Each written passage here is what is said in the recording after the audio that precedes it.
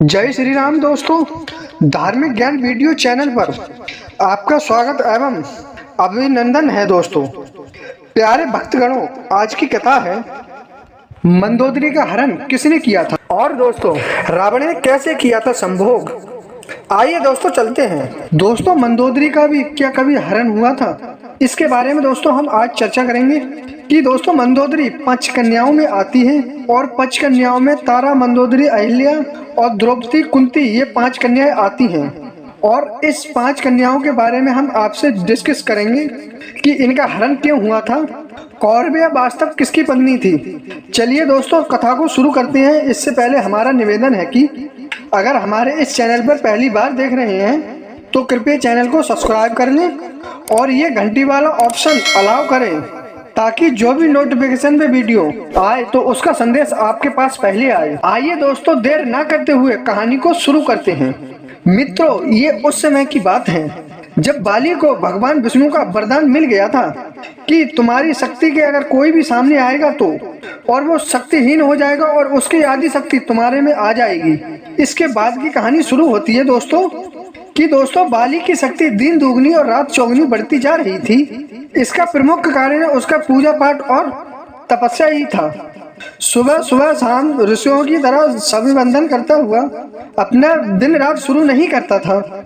जब तक संध्या बंधन नहीं करता तब तक दिन रात शून्य नहीं करता। जब दोस्तों वह कभी किसी शत्रु का वध करता था तो उसके बाद उसके पाप निवारण के लिए तपस्या अवश्य करता था। दोस्तों एक दिन की बात है, महाराज बाली तपस्या कर रहे थे।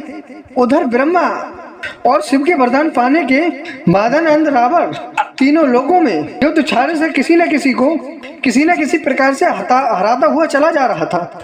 धीरे धीरे पूरे पाताल आकाश पूरे ब्रिज को जीत कर जब वह पृथ्वी के समक्ष सभी राजाओं के प्रतीक युद्ध करने लगा और सबको अपना अधीन कर चुका था, इसी उद्देश्य से वह उसके किष्किंधा आया और बाली से युद्ध की मांग करने लगा। परंतु बाली उस समय तपस्या में बैठे हुए थे। दोस्तों रावण बार बार उनके ध्यान को भंग करने की सोच रहा था, जिससे दोस्तों क्रोधित होकर बाली ने रावण को पकड़कर अपनी बगल में दबा लिया और 6 महीने तक तपस्या करता रहा। रावण दोस्तों कुछ नहीं कर पाया था, चुपचाप दबा रह गया। 6 महीने बाद जब तपस्या खत्म करके उसने रावण से पूछ लिया कि अब बताओ, युद्ध मांग रहे थे, चले मैदान में। परंतु रावण ने दोस्तों तुरंत हार मान ली और दोस्तों हार मानकर उसने दुश्मनी की गांठ बांधकर अपने दिमाग में यही रख लिया कि जब कभी मौका मिलेगा तब हम तुमसे उसका बदला जरूर लेंगे। ऐसे दोस्तों चलते चलते 1 बरस बीत गया और फिर बाली पहले की भांति अपने भ्राता सुग्रीव को कार्यवाहक राजा बनाकर तपस्या करने लगा। दोस्तों और भाई के प्रेम बस की सुग्रीव के ज्यादातर आसपास ही गुजारा करते थे। अतः अपने गुप्तचरों से सूचना पाकर रावण किष्किंधा में ऋषि के वेश में आता है और बाली की आज्ञा की।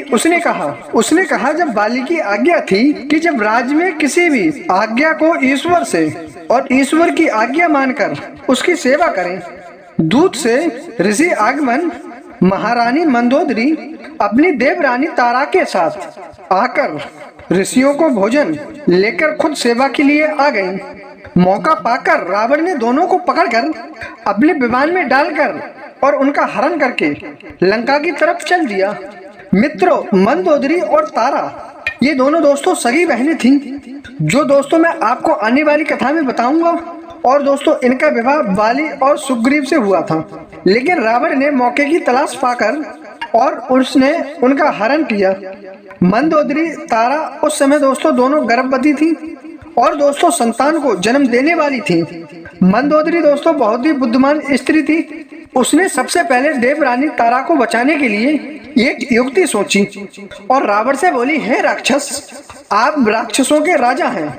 आपकी बड़ी प्रशंसा सुनी थी कि आप बड़े बलवान हैं और वरदानी भी हैं। जब हमारे पति घर उपस्थित थे तब आप युद्ध से जीतकर मुझे ले जाते, तब वीरता होती। लेकिन ये तो चोरी और कायरता है जो आप कर रहे हैं। दोस्तों रावण बोला कि मैंने आपकी सुंदरता दैत्य के मुख से सुनी थी, देखने की इच्छा हुई तो जब देखा मैंने तो मैं रुक नहीं पाया। बाली को वरदान है कि उसके समक्ष जो भी जाएगा वो टिक नहीं पाएगा, इसलिए मुझे छल करना पड़ा। युद्ध नीति का यही अस्त्र है, यही सत्र है, क्योंकि राक्षसों में तो कोई नीति होती नहीं। मंदोदरी ने पूछा कि जब तपस्या से लौटने के बाद तुमको तुम्हारे प्रजा सहित परिजनों को और सेना पर आक्रमण करके मार डालेगा तो आप क्या करोगे? दोनों राज्यों के कितने मूर्ख लोग मारे जाएंगे? क्या इसकी तुमने कभी चिंता की है? कभी चिंता तुम्हें नहीं है? भाई नहीं है? कौन बचाएगा? फिर रावण बोला, दोस्तों तुम जैसी स्त्री अगर 6 माह के लिए मेरी पत्नी रही, फिर मृत्यु हो जाए तो कोई बात नहीं, मैं तुम्हारे बिना नहीं रह सकता। मंदोदरी ने कहा, अगर बीच का रास्ता निकाला जाए तो दोनों राज्यों के सैनिक मरने से बच जाएंगे और तुम बाली दोनों बच सकते हो। रावण बोला, दोस्तों मैं तैयार हूँ।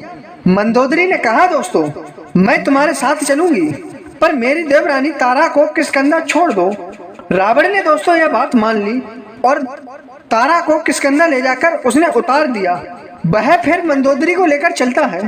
तब मंदोदरी कहती है कि मैंने सुना है कि आपकी गर्जना इतनी भयानक है कि जिसको सुनकर पशुओं के और महिलाओं के गर्भ गिर जाते हैं।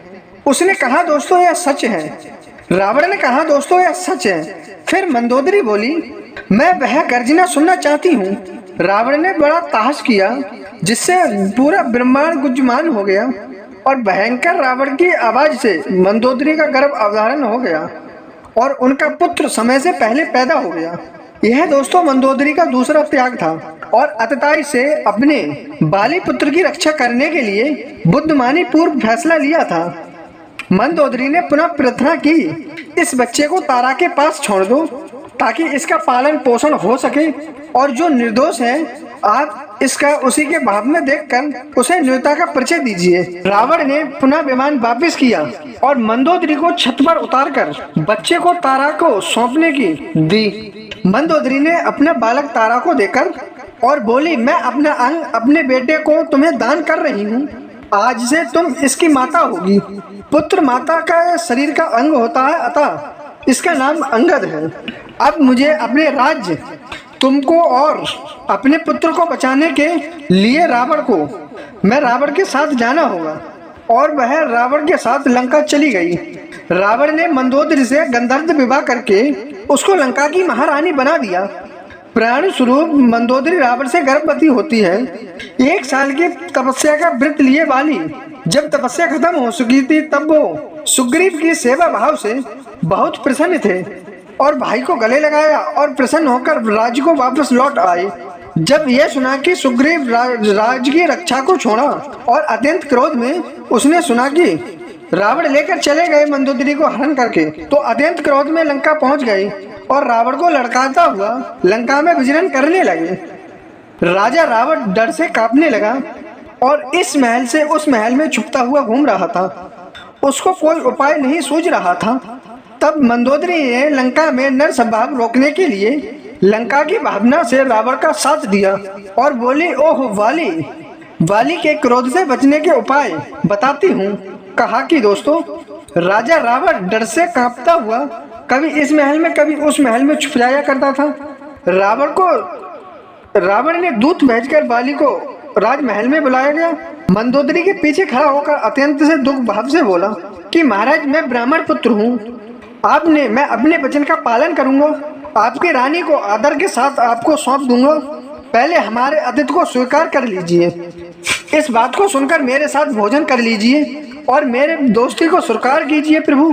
रावण के दीन वचन को सुनकर, मंदोदरी की प्रार्थना सुनकर बाली का क्रोध शांत हुआ और वह भोजन करने के लिए रावण के साथ रसोई में उसके बैठ गया। जैसा कि सभी सनातनियों को पता है कि भोजन हमेशा पृथ्वी पर बैठकर और लकड़ी के पटले पर बैठकर गुरु बैठा हुआ जाता है, फिर उंगली पृथ्वी पर स्पर्श करती है और परंतु एड़ी पतले पर ऊपर रहती है। दोनों हाथ दोनों पैरों के बीच रखकर दाएं हाथ से भोजन खाया जाता है और भोजन करते समय मौन रहा जाता है। यही दोस्तों भोजन का तरीका है। खाना परोसने वाली स्वयं मंदोदरी थी। उसने 2 थाल में स्वादिष्ट व्यंजन परोसे रावण और वाली के सामने रख दिए। वाली ओम पूर्णानि पूर्णति और वाला भोजन मंत्र उसने शुरुआत कर दिया और उसके बाद पूर्ण ईश्वर को स्मरण करते हुए अपनी आंखें बंद करता है, परंतु रावण अपनी थाली में एक गिलास खाकर फिर दूसरा गिलास तोड़कर उसमें ही रख देता है और थाली की अदला बदली कर देता है। मंदोदरी को पता था कि बाली कभी किसी का झूठा भोजन नहीं करते थे, इसीलिए उसने रावण से यह काम करवाया था। बाली ने ऐसा करते हुए देखकर खड़े होकर अत्यंत क्रोध में गर्जना की, जिससे सुनकर मंदोदरी के समक्ष 72,000 राक्षसियों के गर्भ साथ में गिर गए। चारों तरफ हाहाकार मच गया। रावण अपनी मृत्यु पक्की समझकर पुनः मंदोदरी के पीछे जाकर छुप गया। गर्भ श्राप को समेटे हुए मंदोदरी पुनः हाथ जोड़कर बोली, हे महात्मा, हे वैष्णव, हे बलवानों श्रेष्ठ महाराज बाली, आपके सामने यह रावण एक तुच्छ प्राणी है, ऋषि विश्रावा का पुत्र है। आप तो ऋषियों के रक्षस हैं, फिर ऋषि पुत्र का वध कैसे कर सकते हैं? इसके अपराध को क्षमा कर दे। यह एक रावण है। वैसे भी मैं एक महात्मा की पत्नी बनने के लायक नहीं रही। आप इसके चखे हुए भोजन को नहीं खा सकते हो, तो मेरे साथ यह कुछ कर चुका है। यह इस राव हो जो सामने गर्जना हो रहा है, इसकी संतान पैदा होने वाली है, इसलिए मैं आपके योग्य नहीं रह गई। मंदोदरी की इस बात को सुनकर बाली का क्रोध कम हुआ, परंतु उसने कहा, इसकी गर्जना से हमारे पुत्र अंगद को समय से पूर्व जन्म करवाकर उसको शारीरिक रूप से कमजोर किया है। अतः आज लंका की कोई भी गर्भवती अपने बच्चे को रोक नहीं सकती, और ऐसा कहकर पुनः अटाश करता है और लंका के सारे स्त्रियों के गर्भ गिर जाते हैं। इस तरह मंदोदरी ने बाली की प्रशंसा की और सलाह पर एक बार पुनः रावण को माफ कर दिया और दोस्तों जीवन दान दे दिया। इसके बदले रावण ने कुछ भी हो जाए पर किष्किंधा की तरफ देखने के लिए धोखा करने के लिए सौगंध देकर उसने हमेशा के लिए किष्किंधा की तरफ आंखें उठाना बंद कर दिया। मंदोदरी का रावण का पहला पुत्र नरांतक, जो सप्तवासय मासक जो ज्येष्ठा के मूल नक्षत्र में पैदा हुआ था, अर्थात गर्भ के 7वें महीने में, जो अशुभ माना गया है। ज्येष्ठा के मूल पिता की मृत्यु हो जाती है और आचार्यों ने जो उपाय बताया वही रावण ने किया। सभी 72,000 बच्चों को एक साथ नदी में बहा दिया, जो जाकर नदी में खड़े हुए वृक्ष के पेड़, जिसको बरगद का पेड़ कहा जाता है, उसी के पास पहुंचते हैं और उससे चिपककर उसके दूध को पीते हैं। ये दोस्तों कथा आपको दूसरी वीडियो में सुनाएंगे। अगर दोस्तों कथा पूरी सुनना है तो हमें कमेंट करके जरूर बताएं। मेरे प्यारे भक्तगणों, अगर आपको ये कहानी अच्छी लगी हो तो आपसे विनम्र निवेदन करते हैं कि इस वीडियो को लाइक कर दें और ऐसे ही कहानी आगे को सुनने के लिए हमारे इस प्यारे से चैनल को सब्सक्राइब कर लें और इस घंटी को जरूर अलाउ कर दें, ताकि दोस्तों नोटिफिकेशन बार में आपके पास सबसे पहले हमारी वीडियो आ सके। और साथ में दोस्तों जय श्री राम का कमेंट जरूर करें। धन्यवाद दोस्तों, मिलते हैं एक प्यारी सी नेक्स्ट वीडियो में। जय श्री कृष्ण, जय राधे, धन्यवाद।